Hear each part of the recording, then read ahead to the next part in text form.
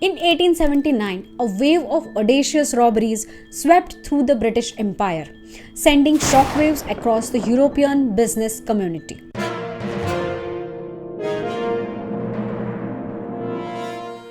Vasudev Balwant Phadke, a sincere clerk in the Revenue Department of British administration who worked for 15 years, was the one who led these robberies.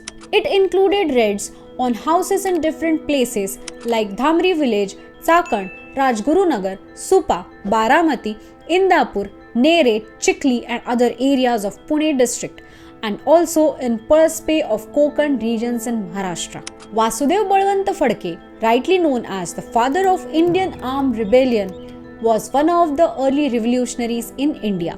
But what made a sincere clerk an armed revolutionary?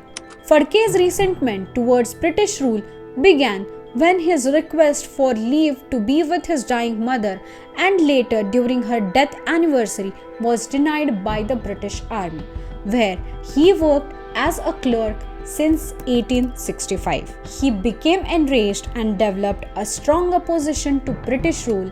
He was influenced by Lahuji Raghoji Salve, a respected figure and wrestler from the untouchable community. Salve emphasized the inclusion of backward caste in the independence movement. Phadke also attended lectures by Mahadev Govind Ranade, a social reformer and judge who exposed the detrimental impact of British policies on the Indian economy.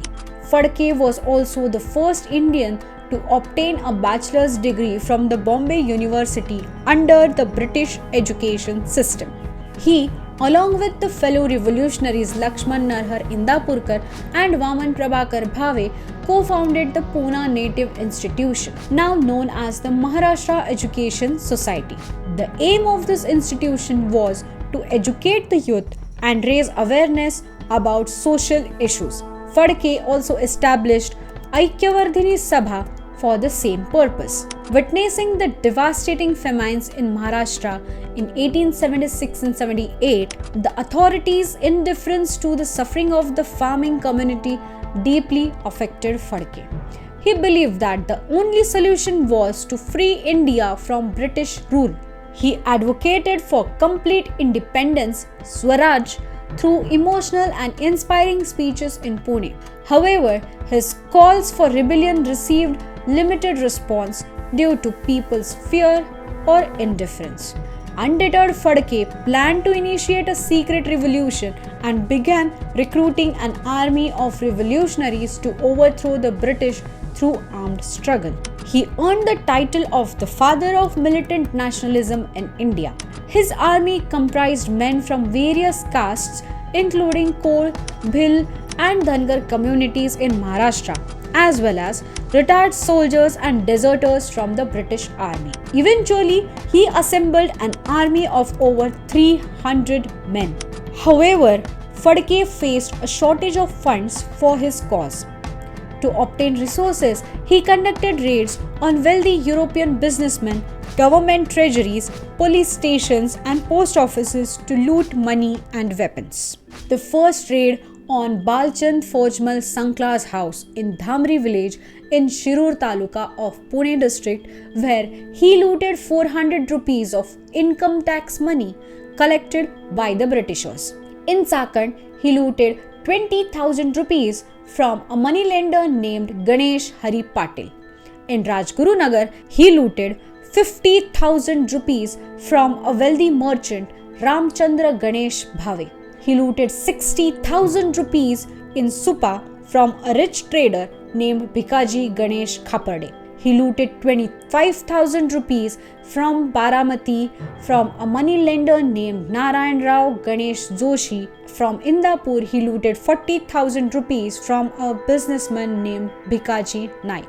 Meanwhile, the leader of Ramoshi, Daulatram Naik, who was the main supporter of Phadke, headed towards the Konkan area on the west coast. On 10th and 11th May 1879, they raided Palspe and Chikli, looting around 1.5 lakh rupees. While returning, Major Daniel attacked Naik and was shot dead. His death was a setback to Phadke's revolt.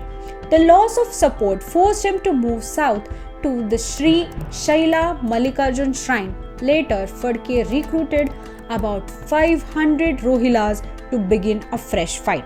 He also attacked some British military camps and police stations and freed some of his comrades who were imprisoned by the British. Phadke attempted to form alliance with other revolutionary groups such as the Ramoshi Peasant Force and the Bills. He even corresponded with the Afghan ruler Sher Ali Khan and the Russian Tsar Alexander II, seeking their support in terms of troops and arms to fight against the British. However, his diplomats were apprehended or killed by British agents. Ultimately, Phadke was betrayed by one of his associates who informed the British about his whereabouts. Phadke was captured after a fierce gunfight near Khandala Ghat on July 20, 1879. He was tried by a military court, sentenced to life imprisonment and deported to Eden. In Eden, he was confined to a cell without windows or ventilation. Unsatisfied with his conditions in Eden, Phadke chose to end his life through a hunger strike. After refusing food for 5 days, he passed away on February 17, 1883. His body was buried in an unmarked grave in Eden, and his death was mourned by many Indians who regarded him as a martyr. Phadke wrote his autobiography while in prison, which was published after his death and inspired numerous freedom fighters. For more untold stories, subscribe and press the bell icon. Leave a comment to share unknown stories and insights you know. Stay curious, stay connected.